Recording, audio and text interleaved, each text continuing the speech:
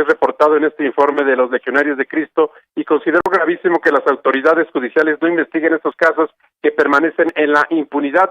Dijo que no solo son omisas las autoridades, sino cómplices de los abusos sexuales de sacerdotes en contra de menores de edad. Escuchemos.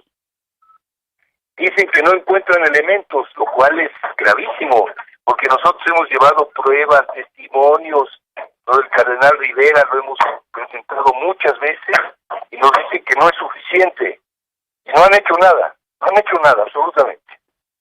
El ex sacerdote Carmen lamentó que no exista voluntad del actual gobierno para sancionar a los curas pederastas. Carmen, el reporte que tengo. Gracias por tu información y muy buenos días. Gracias por este reporte. Buenos días, feliz Navidad. Igualmente, Carmen, feliz Navidad. Igualmente, Miguel Luna, un abrazo, fuerte abrazo para ti y para tu familia. Y bueno, pues en esta Navidad estamos en este tema porque al final de cuentas involucra tantas cosas. Y hablando de Navidad, hablando de fechas con esta connotación tan importante para millones de personas en el mundo, pues es importante detenerse precisamente en el tipo de asuntos que han ocurrido y que han sido sometidos a un manto de impunidad total bajo la protección de la propia Iglesia Católica a lo largo de la historia y por décadas. Hoy lo que estamos viendo es este informe, este intento de mea culpa de los Legionarios de Cristo de cierta condición relativa, pero bueno, merece una revisión muy amplia. El significado que tiene que hayan decidido hacer este informe con la idea de tener un camino a la reconciliación institucional. Viene ahí el número de víctimas de sacerdotes con los que se han emprendido caminos de reconciliación institucional, que son más de 40, 130 víctimas de sacerdotes con los que está pendiente recorrer caminos de reconciliación institucional, dicen los legionarios. Vienen gráficas en donde se habla de sacerdotes legionarios que abusaron siendo sacerdotes. Viene del total de los 1,353 legionarios ordenados sacerdotes a lo largo de la historia, 33 de ellos han abusado. Y bueno, pues viene todo un conjunto de gráficos, estadísticas. Viene también en este informe de los Legionarios de Cristo, del que hemos hablado en esta semana, lo que ocurre con los 33 sacerdotes legionarios que abusaron siendo sacerdotes. Viene ahí que el 3% dejó la congregación, el 8% el sacerdocio, 6 ya murieron y bueno, pues 55 estarían ahí en esta circunstancia pues de estancia todavía en esta Legión de Cristo. Los 18 sacerdotes que abusaron durante su sacerdocio, que continúan en la congregación, también están ahí reportados. Viene ahí pues los números que tratan de reflejar una realidad. ¿De qué tamaño la realidad? Bueno, de eso hablaremos esta mañana con el muy querido Bernardo Barranco, que como saben pues es un gran sociólogo de las religiones y quien no ha quitado el dedo del renglón desde hace mucho tiempo para hablar de este tema relacionado con los legionarios y con la pederastia clerical y con una institución que no ha logrado dar la respuesta suficiente frente a casos de esta naturaleza. Bernardo, buenos días, bienvenido en esta fecha de Navidad. Feliz Navidad, mi querida Carmen. Pues sí, es un tema que sigue lacerando. A mí lo que me llama la atención es la respuesta mediática que se ha dado a raíz de este informe que sale a la luz el sábado pasado, y es de verdadera indignación. Es decir, hay una especie como de sensibilidad a los legionarios, a los engaños de Marcial Maciel, a esta protección que él fue sujeto, y hay un rechazo muy grande. Si tú ves redes, artículos, menciones, etcétera, yo diría que este informe, que busca, digamos, lavar la cara de los legionarios, adelantarse probablemente a ciertas nuevas denuncias y nuevos escándalos, ha creado una reacción en contra muy fuerte y muy poderosa, y lo que me llama la atención, al interior mismo de la Iglesia Católica. Ni más ni menos que el presidente de la Conferencia del Episcopado calificó, no fue Alberto Atié o José Barba o tu servidor o cualquier otro, el presidente de la Conferencia del Episcopado dice, es un informe tardío, es un informe incompleto, y es un informe que tiene que revisarse, ni más ni menos, querida Carmen. Ni más ni menos. ¿Y qué te dice que sea él en esa circunstancia ahora? Mira, hay varios elementos que apuntan a que hay una especie como de manejo de crisis. Sí. Internamente hay diversas nuevas denuncias que están en ruta. Tú has registrado algunas. Hay divisiones internas al interior de los legionarios y está esta medida de desclasificación de los secretos sobre pederastia que el Papa emitió justo el día de su cumpleaños que comentamos hace unos días contigo. Esos elementos plantean que los legionarios adelantan, digamos, esta información, no solamente lavarse la cara, sino tratar de dar esta impresión, esta imagen, que ha sido muy característica en ellos, de querer conciliar, de querer ser abiertos, de querer ser transparentes, etcétera. Cuando en la realidad nos hemos topado que todos aquellos que han pretendido resarcir o buscar compensaciones o negociaciones con los legionarios han sido sistemáticamente rechazados, ya sea porque prescribió el caso, ya sea por argumentaciones legales. El caso más notorio fueron los hijos de Marcial Maciel, que finalmente resultaron acusados pues de chantaje y acusados penalmente. Es decir, el Raúl. tema es... Sí, Raúl. Exactamente, el tema es escabroso, porque los legionarios siguen con este doble discurso, con una cara bondadosa, buena, abierta, transparente, pero cuando te enfrentas a ellos, según los testimonios de las víctimas, son verdaderas fieras feroces, que se defienden con todo y atacan como en los viejos tiempos, como te atacaron a ti, como a mí, a muchos otros periodistas, que nos atrevimos a denunciar estas tropelías y estas bajezas con las cuales los legionarios se han manejado. Sin duda es un intento de control un control de daños o una circunstancia que pueda pues revertir en algo los efectos reputacionales, si quieres, a la Legión de Cristo, con tantas denuncias a lo largo de la historia y tanta impunidad y tanto agravio que se ha ido acumulando a lo largo de las décadas. Sí, totalmente. Yo creo, Carmen, que tenemos que darle una vuelta a la página en todo este tema de pederastia, y esto para mí quedó muy claro en Roma. ¿Recuerdas esta famosa cumbre contra la pederastia, donde se hizo una evaluación histórica? Fueron presidentes de las conferencias episcopales, expertos, víctimas, etcétera. Ha habido como 3 generaciones en todas estas denuncias. Una primera generación ha sido la de los medios de comunicación, probablemente, y donde, por supuesto, tú estás involucrada en primera fila, pero a fines del siglo pasado, inicios de las denuncias e investigaciones periodísticas de Boston Globe fueron como la punta de lanza de todo un proceso que se dio en diferentes países, sobre todo en Estados Unidos, pero también llegó a países como Australia, Alemania, Francia, etcétera.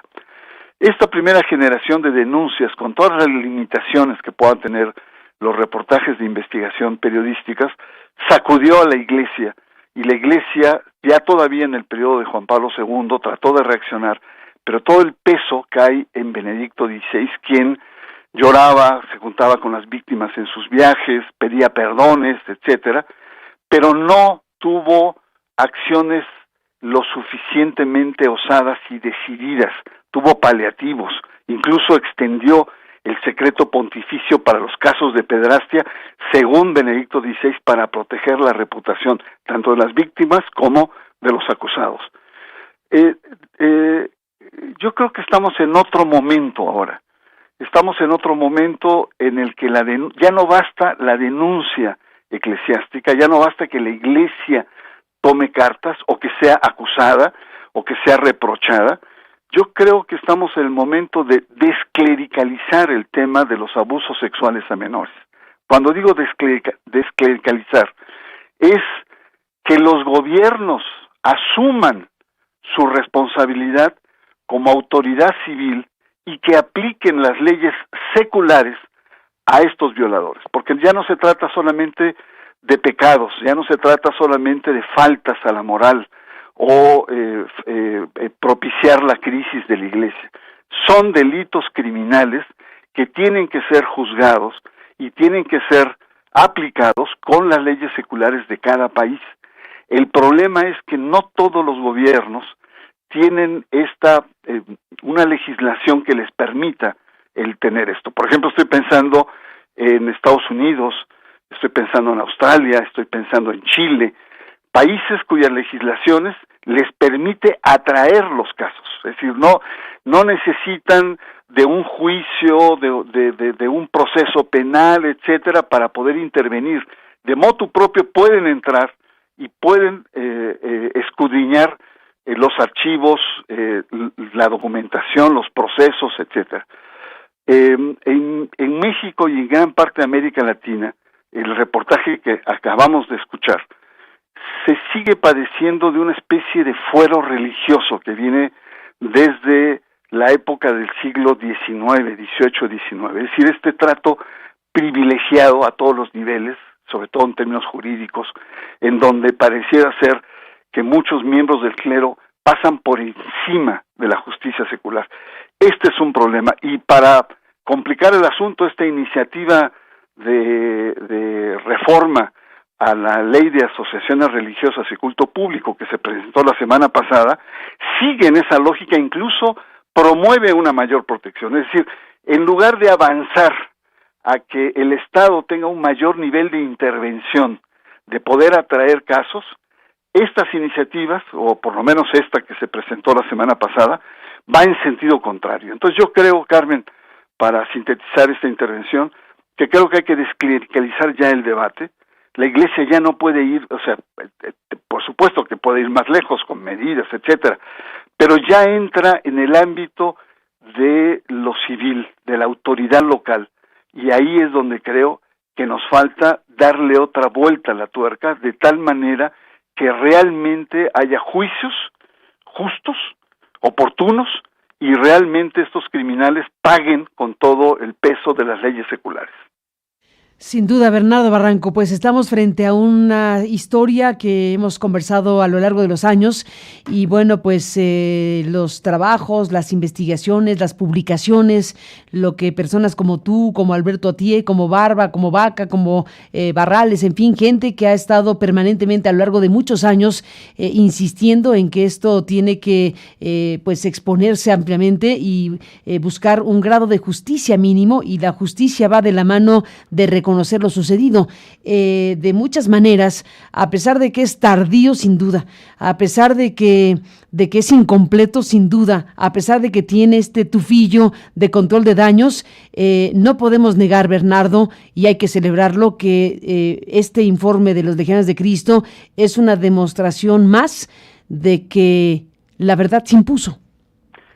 Claro, y hace falta una reflexión crítica a fondo sobre no solamente los números que han mostrado, sino el porqué. Es decir, hay muchas preguntas que están flotando. Una primera pregunta es, ¿por qué Marcial Maciel, a los 87 años, murió impune, sin ninguna demanda en concreto?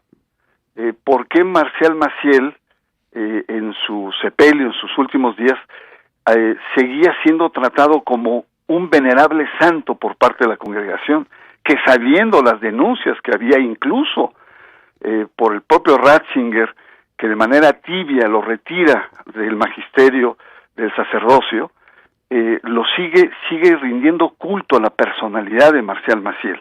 Es decir, ahí hay una reflexión crítica de cómo la estructura lo arropa en un primer nivel y se convierte en cómplice de Marcial Maciel. Pero no solamente la estructura de los legionarios, también hace falta una reflexión crítica, porque Marcial Maciel usó y se benefició del cobijo de la estructura del Vaticano al más alto nivel, empezando por el Papa Juan Pablo II, por el hoy cuestionado Angelo Sodano, que fue su secretario de Estado, y por prácticamente todos los grandes dicasterios en el Vaticano.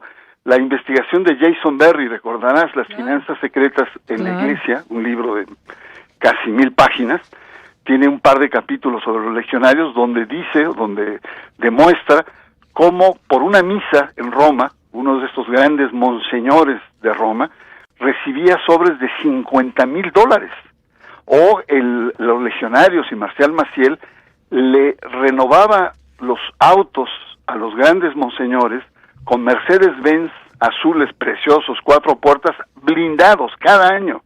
Es decir, Marcial Maciel construye su imperio, este imperio de impunidad, a través de una cultura de corrupción muy propia, yo diría, de su lugar de origen, que es México, estos cochupos. Pero no solamente Marcial Maciel es fruto de este cobijo estructural que él creó con su congregación, que él sobornó a las autoridades del Vaticano al más alto nivel, sino también en México. Tenemos que reconocer muy bien, tenemos que reconocer la complicidad de grandes empresarios. Tú ayer nombraste a Alfonso Romo, pero no podemos dejar de lado a otros, entre ellos Carlos Slim, que es uno de los grandes patrocinadores, apoyadores de la causa de la Legión y de Marcial Maciel.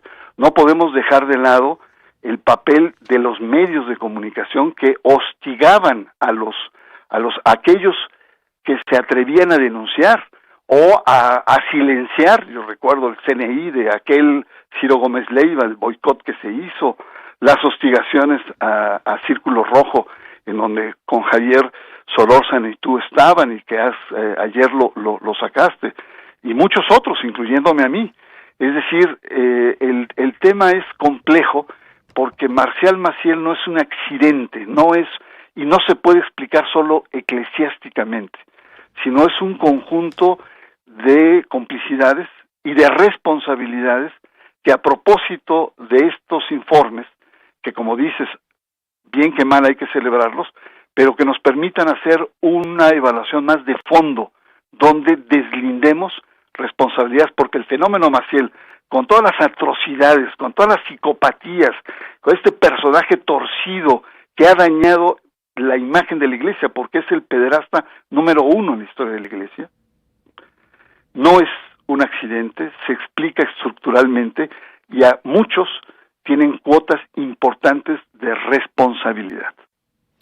Sin la menor duda, Bernardo Barranco, esto involucra muchísimas cosas. No podemos imaginar a Marcial Maciel en solitario, sino toda una institucionalidad que lo hizo posible, toda una complicidad y un manto que protegió actividades y conductas totalmente deleznables y criminales. Al final de cuentas, el daño causado por Maciel es incalculable. No tenemos idea realmente del número de personas o circunstancias, pero trasciende incluso a la parte más delicada y grave, que desde luego es el abuso sexual en víctimas inocentes, sino en general el diseño de un modelo incluso de educación y de sometimiento que hoy está también a la luz en el debate, porque estamos aquí hablando de un tipo de organización cuyos ejes principales eran la mentira, la secrecía, el ocultamiento, la manipulación, hay que decirlo, Bernardo.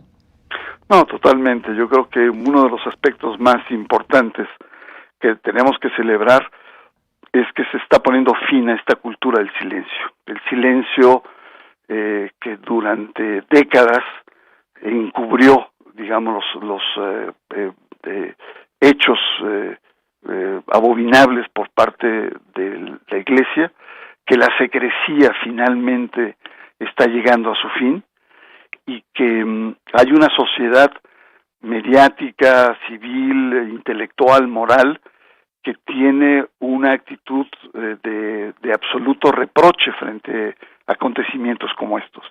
Yo lo único que digo es que tenemos que salir de esta lógica clerical cuando abordamos los abusos sexuales en la Iglesia, porque cuando mucho, a mí me impresiona mucho el decir cuál es la sanción máxima que tiene la Iglesia.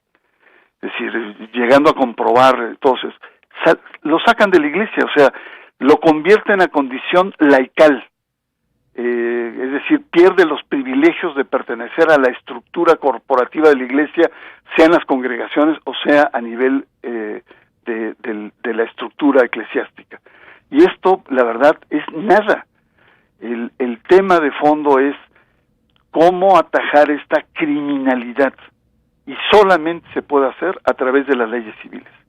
Y yo creo que el siguiente paso y la siguiente lucha que se debe dar frente a este tema es exigir que el Estado tenga una mayor sensibilidad para investigar, para atraer casos, para juzgar rápida y oportunamente y aplicar sin distingos, como se ha hecho hasta ahora. El caso de Alberto Atié, cuando denuncia encubrimiento de Norberto Rivera en el 17, van para 3 años de esta denuncia y no pasa nada. Las autoridades han rechazado ni siquiera juzgar el caso, otorgar los expedientes, transparentar el proceso, y eso verdaderamente es reprobable. Lo que te quiero decir, Carmen, es que aún queda mucho por hacer. Sin duda, aún queda mucho por hacer y bueno, pues como siempre te agradezco muchísimo, Bernardo Barranco, que estés aquí con tu inteligencia, con tus conceptos, con el análisis crítico de asuntos tan importantes para el mundo, porque al final de cuentas estos son asuntos que trascienden incluso a la cuestión nacional, porque los Legionarios de Cristo es una organización de origen mexicano, fundada por Marcial Maciel, pero que ha logrado establecerse en varios lugares del mundo, y son los legionarios y son otras historias que se han vivido y sabido en los últimos años de pederastia clerical muy extendida, y es precisamente el gran tema para la Iglesia Católica, el gran tema para Francisco, el gran tema que se sigue discutiendo. Muy bien, Carmen, pues un abrazo muy grande. Pues un abrazo para ti, Bernardo, y bueno, ya que estamos en esto, déjame despedir con esta necesaria reflexión, además de lo que has dicho. Navidad. ¿Cómo te toma la Navidad? ¿Cómo se vive la Navidad en un momento como este, cuando estamos analizando informes como el de los legionarios, o con un país como el nuestro que nos despide este 2019 lleno de complicaciones? Pues mira, yo creo que la Navidad en la tradición cristiana es uno de los momentos estelares, no solamente en la liturgia, en la memoria, porque se celebra el nacimiento de Jesús. Y el nacimiento de Jesús representa en el mundo cristiano pues un elemento de renovación y un elemento de esperanza. Es la candidez, digamos, de la presencia de un infante con toda su ternura y con toda su inocencia y con todas estas virtudes innatas en el ser humano, y nos permite pues efectivamente recrear la confianza en la humanidad. Bien que mal ha sido un año duro, difícil, de muchos aspectos, pero elementos como estos nos recuerdan que la esperanza existe, y sobre todo que existe, sobre todo, la humildad en el ser humano. Y yo espero que efectivamente esta Navidad, que lamentablemente cada vez se hace más comercial, se hace más vana, se ha secularizado, en los orígenes de la tradición cristiana, es eso, es el renacer, el volver otra vez a un nuevo ciclo, con nuevas fuerzas y con nuevas esperanzas. Pues un abrazo fuerte para ti, Bernardo, gracias por estar aquí. Otro para ti, querida Carmen, que disfrutes este fin de año con tu hijo, con tu familia. Un abrazo muy grande para ti. Igual para ti, para tu familia, un fuerte abrazo, Bernardo Barranco, y muy feliz Navidad.